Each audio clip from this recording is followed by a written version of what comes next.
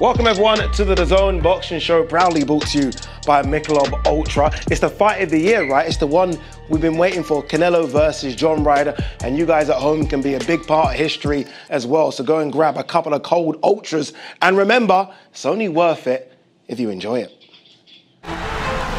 Dear Saul, you're just a kid from Guadalajara, like so many of us are.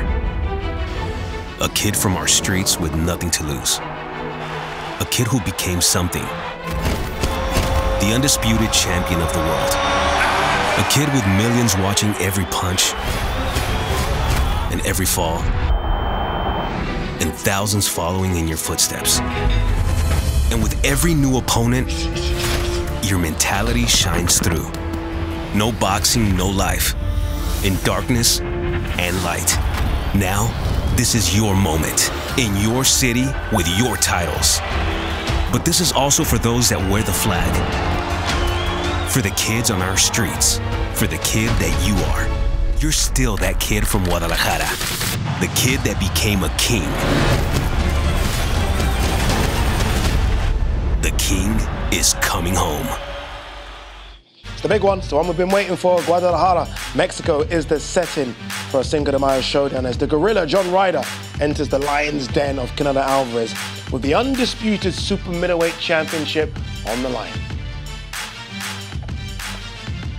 I always feel like these ones are big, like you wait for a Canelo showdown, you mark your diary, you look at the card and you're like, oh, I'm guaranteed, because this guy gives me it all the time. September, May, September, May, September, May. And he's been doing it for so long. Right, I mean, look, since the Floyd fight. I didn't even introduce these wonderful guys. You guys know who they are, don't you? Barak, yes, go on, sorry. We need no introduction. but seriously, when he fought Floyd Mayweather, he went into the locker room, spoke to his parents, to his father, and said, as I exit, he will be the face of boxing. And for the last 8-9 years, Canelo has been the face of boxing. So September, May, he owned those dates. What do you make of it, Barak? This run that he's on, it's an incredible run, isn't it? I mean, it's almost like 18 fights now, back to back to back to back for like 9 years of high-level, elite, massive pay-per-view fights. And look, I know I've said there's a little slippage and people have had a dig at me on social media, but it's only because the levels are so high, any little drop from 100 to 99.9 is a little slippage. No, I just think he just went out of his comfort zone. He went to a weight class that he should not have been in. Understand something, that he's 5'8", he's smaller than every middleweight in the world. And most junior middleweights. And most junior middleweights, except Brian Castano. So he's testing himself, and most people are not giving him the credit he deserves. He doesn't belong fighting anyone at 175, let alone 168, being that small. Nobody who's ever fought at 154 is going up to 168 and dominating. And that's why we need to maybe talk about the face of boxing needs to slow down a little bit in terms of Tank Garcia and look how relaxed he is. Look, it's pajama day. This is a guy that's about to go to war. He's going to do the stare down. He's going to be in front of his people. He's acting like he's about to go on the golf course. That's what I'm saying. Yeah, but that speaks to what we were just talking about, how long he's been at this level. 8-9 years, even before Floyd fighting Lara in Texas in front of 43,000 people before he became the star that he is today. So this is nothing new. It's normal routine. Barak, is there a different pressure this time, though, because he's fighting back in front of his home fans? Yes, we've seen the big fights in the Dallas Cowboy Stadium, T-Mobile Arena, Vegas. We've seen all that. But this time, back home, 50,000, any extra pressure? Yeah. You know why there's extra pressure? Because this is something new, and that's the love of his people. He never really had it. He didn't have it the way he wanted it. For some reason, he came here to America, conquered the love of the American fans, but for some reason, because of that comparison with Julio Cesar Chavez, he doesn't really have it. So it's something that it's still new territory for him. I don't know. I think that people dramatize that a little bit too much. Canelo is from Mexico. People love him in Mexico. People go to Vegas from Mexico, go to Texas from Mexico. So he's loved in that country. He loves this pressure. He said it to us before. I love fighting under pressure. So if there's any pressure from being in Mexico, he's going to thrive under that. Yeah, we were all together in Vegas a couple of weekends ago for arguably the biggest fight of the year, right, between Tank and Ryan Garcia. And a lot of the talk in the aftermath of that fight is the new face of boxing, because the pay-per-view numbers allegedly were big as well. The new face of boxing is Gervonta Tank Davis. You mentioned pay-per-view numbers. Look, successful event, right? But pay-per-view numbers before Ryan Garcia and Tank had to combine, They were 275,000. That was his highest number to date. I'm talking about Gervonta Davis. Canelo, what he did against Caleb Plant, 7-something. So there's many faces when it comes to boxers. There's the youth, the young guys, the prospects, the elite, the OGs. Tank is a face of boxing. Canelo is still the face of boxing. No, I don't even think we should even use this term, face of boxing. It's just adding some other subjective nonsense that we have to argue about. But in reality, there's no way you can tell a fighter is a face of boxing until he goes on after fighting Ryan Garcia. If you only were selling 200,000, 100,000 against Isaac Cruz, that's Gervonta Davis, then and all of a sudden you fight another guy who's popular, who has double the amount of followers on Instagram than you, and you sell 1.2 million or 1.4 million or whatever it really was, then obviously it wasn't all you. So now we got to see what comes next. So when Floyd beat Oscar, and that was Oscar's fans, that 2.2 million buys, that was Oscar's fans. The test was how many fans buys his fight after Oscar, and that's the question. All right, standing in his way to, I guess, go on and do big pay-per-view numbers, not that he won't anyway, is a certain John Ryder from Islington, and Chris Mannix called up with the man they call the Gorilla. Well, John, you made the weight, got the weigh-in over with. How are you feeling? Feeling good. I'm raring to go now. Get back to the hotel, get some weight back on, and look forward to tomorrow night. How confident are you in your game plan going into this fight? Extremely. I've got a great coach in Tony Sims, a great tactician, a real underrated coach, but he's the man. What's the key to beating Canelo Alvarez? Just being sensible, not getting overawed. We all know what he's got, the aura that surrounds him, but just not getting overawed, not letting the fans get in your head, and just staying focused. You had about 300 fans out there for the weigh-in. You'll have exponentially more when you get to the stadium on Saturday. How do you feel you'll handle that moment? Listen, I think this is what I've been born to do, and I finally got my chance to show it, and I don't plan on wasting it. Good luck, John. Thank you. And by the magic of TV, we've been joined by a couple of champions here. Darren Barker, former IBF middleweight champion, and the current unified 147-pound queen, Jessica McCaskill.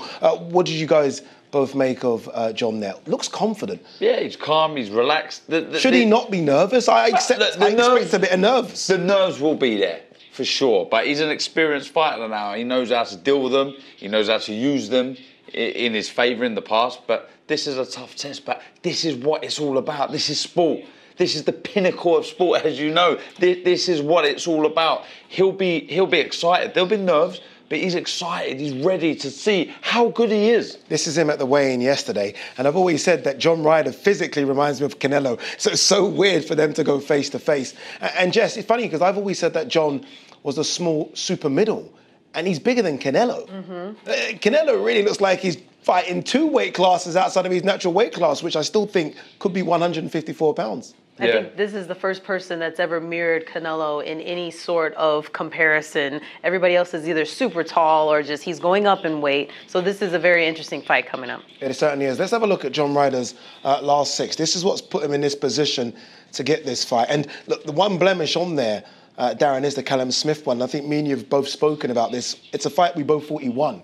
So if you look at that run, and look, yes, it won't compare to Canelo's run. It's a solid run when you look at that. Callum Smith's in there. Danny Jacobs is in there as well. Very, very close fight. And Zach Parker to put him in the position to be mandatory for this shot. What I'll say about John is he rises to the occasion. In my opinion, beat Callum Smith. Not many people expected that. With Daniel Jacobs, he went in an underdog. He rose to the occasion, and he got the win. We've seen there he's so dangerous with both hands. The lead right hook is a very dangerous punch, but the uppercut, having sparred hundreds of rounds with John, the way he manages to find that shot through the middle is very impressive. Can punch with both hands, like I say, physically very strong. It's just imposing himself on Canelo, who, like the guys have been talking about, he's fought big guys at 175. So this is going to be tough. This is going to be tough for John, but he believes in himself. He really does. How does he do that, Jess? Again, Darren just said there, this is the Canelo that's fought 175-pounders. I mean, Kovalev couldn't impose himself on him. Yes, Bivol had success. How does John Ryder, who, again, we saw the face-off there, is pretty much the same size as Canelo, how does he get in to impose his set strength and size against Canelo? Well, John, if you watch his fights, he's very calm. He just inches towards you. He doesn't make any aggressive moves because the more you show, the more the other person is going to run. And what John has is he's lefty, which Canelo's faced some lefties, but he really accentuates his angles as a lefty, and he really gets in there with those punches. I mean, he may walk up to you, but he's going to punch you with some like ferociousness. Right, look, both of you are part of the broadcast a bit later. I want predictions. I almost feel like I know where you might go, Darren, which we're probably going to clip up a bit later. But go on, predictions. How do you think this plays out? There's heart and head here. Yeah, give me a bit of heart, give me head. Well, my heart, John, head, Canelo. I mean, it doesn't get much tougher for John, but funnier things have happened. Stranger things have happened in this sport. Yeah, I'm not sure they have, actually. What do you think, Jess? How do you think it plays out? I think that John Ryder is coming in very confident, very calm, same way Bivol did. And so I'm going to go with John, and we'll see what happens. Wow, I like it. John, you never know. She went with Bivol as well, and Bivol got the job done. Let's hear from the current undisputed super middleweight champion. Chris Mannix caught up with Canelo Alvarez.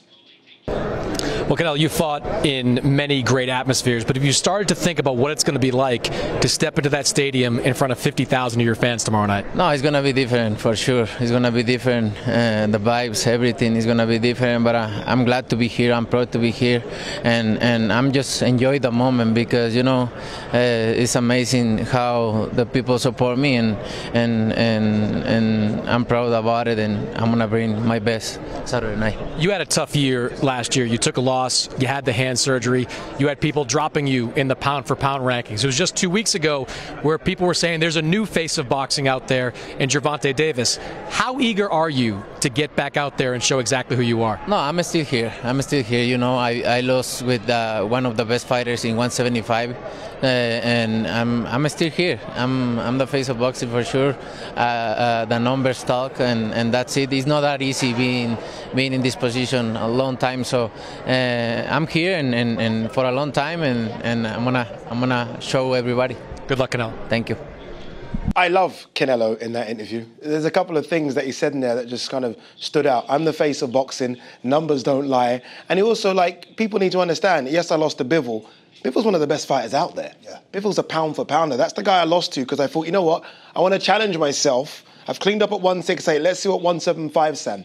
Nothing wrong with that. There's nothing wrong with challenging yourself. If you lose, you lose, but at least you challenge yourself. And him saying that if he loses to Ryder, he's done. He's going to retire. That's just a man putting pressure on himself because he has so much self-belief that he doesn't see a way that Ryder can actually have any success over him. Look, I know our boy Darren has hope for John Ryder, but this type of onslaught on a guy that's so much smaller than Calvin Smith, I mean, I don't see it happening. I want to bring something up. I thought about 2013, John Ryder fighting Yohan Bloyer, who was 16-20. Canelo Alvarez was fighting Floyd Mayweather, 44-0 at that time at 23 years old. Yeah, I mean, that's the trajectory. I mean, this was a tough one. Obviously, we saw this fight being tough. Canelo got a little frustrated there and a little suplex. You say that we saw the fight as being tough. I don't think people did see the fight as being tough as when Canelo went into it. No, I'm not quite sure people did. What do you mean? In the lead up to it, I think Canelo was a massive favourite going into that.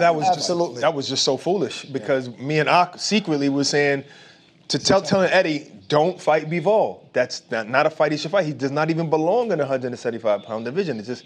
That was incredible. And that's not to say that Canelo can't come back, in a rematch and beat Bivol, but I mean, look at this list of the last 6. Honestly, there isn't a last 6 anyone in boxing can put out that can compare to this. This is just an incredible run. Not only has he become undisputed at 168 pounds, he obviously went up to 175 pounds, and that's the only blemish against Dimitri Bivol. Look at that. Look, the one in there, I've yielded him. Okay, we can let's remove that. Mandatory. Can someone maybe just delete that one for us? Apart from that, it's an incredible run, isn't it? What about the 6 before that, and then the 5 before that? Yeah, it's true. If there was another 6 before that, if we could make this bigger and add more to it, you'll see Gennady Golovkin there twice, Danny Jacobs, Kovalev. Right. Doesn't compare. 3 of these guys were undefeated, first of all, and Gennady Golovkin only had a loss to Canelo. So this is an unbelievable list. And I said, he's reminding me of what I always used to say about Pacquiao. How I said, if you break up his career, he has 2 Hall of Fame careers within that. 3. He's on his way for that. Yeah, sorry, what's the career highlight win in that? Like, what's the one where you look back in 10, 15 years, like we do with some of the great fighters, and say, that win? Which one there? When you talk about legacy, you got to say Caleb Plant. He became undisputed at 168 with that fight, and he did it within a matter of, 13 months? I mean, he became undisputed at 168, a guy that's coming from 140 when he started boxing. But the Golovkin win, I guess, closed the chapter. There were people that felt he lost the first fight. He wanted to solidify that. It was a dominant performance. He didn't get the knockout. I don't know why people were predicting a knockout in that fight, a guy that's never even been hurt in a professional prize fight. So he dominated the fight. You can't ask anything else from the guy. Honestly, it's absolutely incredible run. And look, all the talk about this one is Canelo going back home to fight in Mexico. So many fantastic pieces have been done. This one by Michelob Ultra, I think you guys are going to enjoy it. Canelo going back home.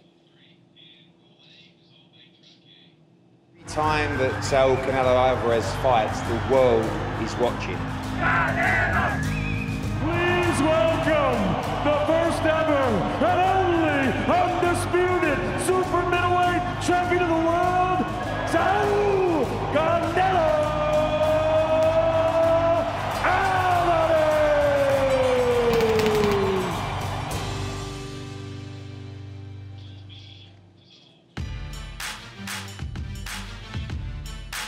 Can't wait for this one. Yeah, it excites you. A Canelo fight, a big Canelo fight always seems to do that as well, doesn't it?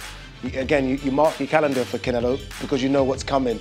And it always seems to provide excitement, provide entertainment. 50,000 in there is going to provide something as well. I mean, pressure, Barak, I know you think there's a little bit of pressure, but this is a guy that thrives over pressure. He loves the pressure.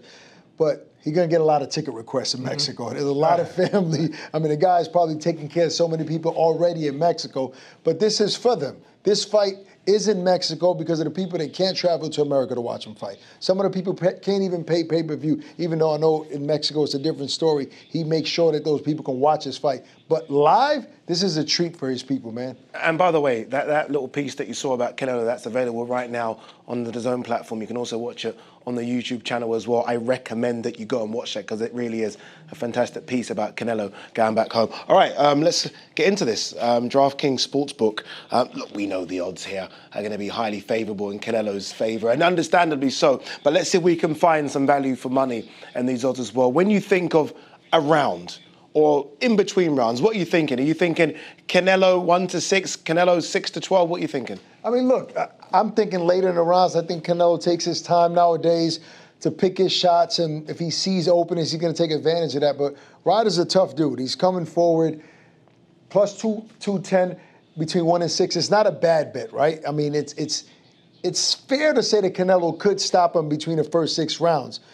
In my opinion, I think it goes a little later. But if you're a bettor, this is a great bet for you. I mean, you're talking about you put $100 down on a knockout in the first 6 rounds, you win 210. All right, what do you think about him getting potentially a knockout? His last knockout was against Caleb Plant. That came late, right, the 11th.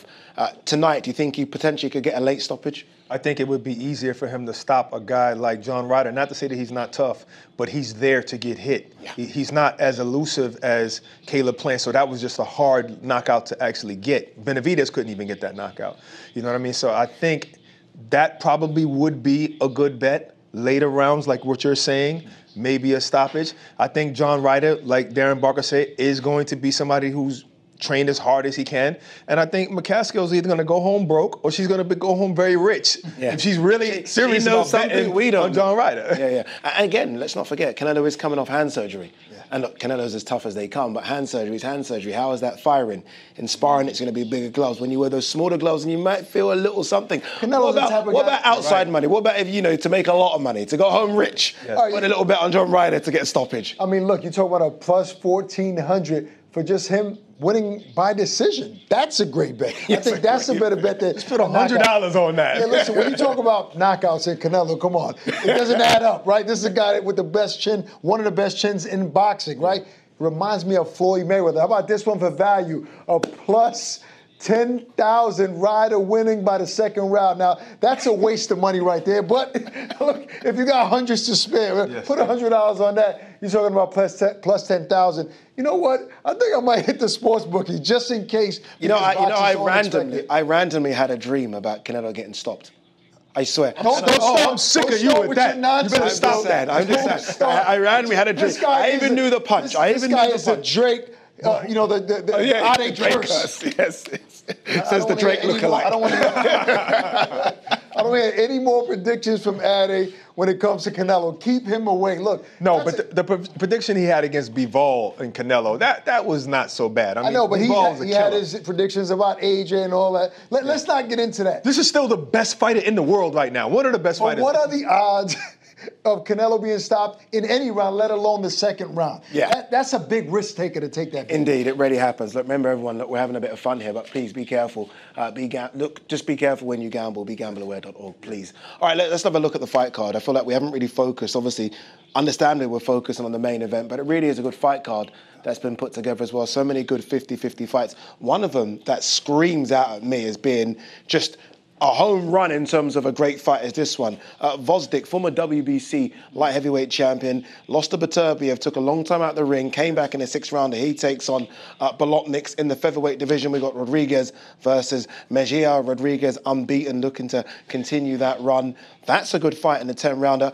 By the way, Rodriguez first fight in a 10-rounder. This one, honestly, has to deliver. It will deliver. Golaz versus Stevie Spark.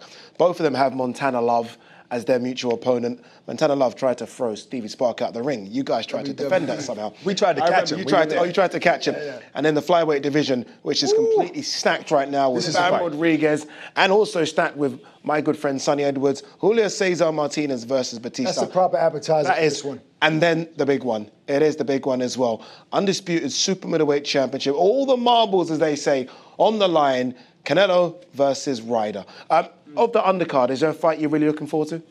Yeah, I mean, Martinez, Julio Cesar Martinez, Rey Martinez is always a treat. I mean, these Mexican fans are going to be roaring. One thing about Mexican boxing fans, they're at the arena early anyway. Yes. I mean, they're watching 4 round They want their fighters. money's worth. Every single dime. So you know it's going to be a packed house by the time Martinez fights, and he's going to deliver. So, like I said, appetizer, perfect before the main course. Anything that stood out for you there? I think it's the same fight. Well, I don't know, maybe Bolotniks. Bolotniks, Vosdik, because Vosdik was on top of the light heavyweight division. He retired Stevenson, you know, and he was that guy. Yeah. So I'd like to see how he returns. That last fight didn't really show me his range yet. I want to see how he returns in this fight against Bolotniks. I'm going to say 8 rounders, so he's not going to have an opportunity to show you too much range. Which means it could just be war for 8 rounds. Yeah. That's the benefit of it. All right, main event. Oh, sorry, the action starting very, very soon. Before we go on predictions, what are you guys thinking? Predictions for the main event. How does it play out? Well, I mean, look, I'm probably going to play some bets, and maybe I'll say this is the one that Canelo ends before the 6th round. Maybe I'll place a bet within the first 6 rounds. You were just saying earlier it's going to go past the 6th round. No, I did, but I just changed my mind. Because you saw the odds. Yeah, the odds, they helped me out. They influenced me a little bit. But I just think that Canelo wants to shine in front of 50,000 people in Mexico. He's fighting a guy that is small, you know, relative to who he's fought before. I mean, this guy's practically his same size. He's in front of you. He's not elusive, to Barak's point. He's going to be there to hit. Canelo's one of the best counter punchers in boxing. I think he's going to want to end it early. Yeah, this is the kind of fight that no one really asks anybody for their prediction. Yeah. The question is, does John Ryder has a chance?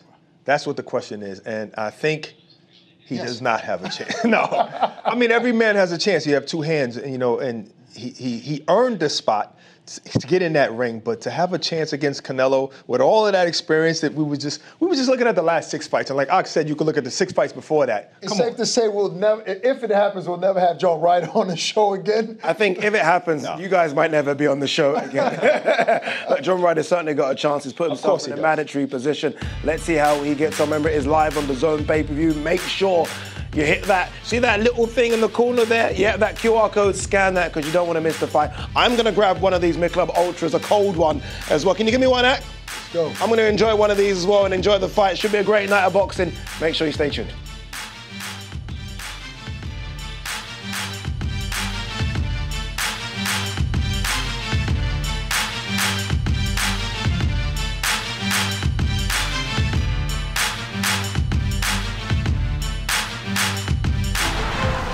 Dear Saul, you're just a kid from Guadalajara like so many of us are. A kid from our streets with nothing to lose. A kid who became something. the undisputed champion of the world. A kid with millions watching every punch and every fall, and thousands following in your footsteps. And with every new opponent, your mentality shines through. No boxing, no life. In darkness and light. Now, this is your moment. In your city, with your titles. But this is also for those that wear the flag. For the kids on our streets. For the kid that you are. You're still that kid from Guadalajara. The kid that became a king. The king is coming home.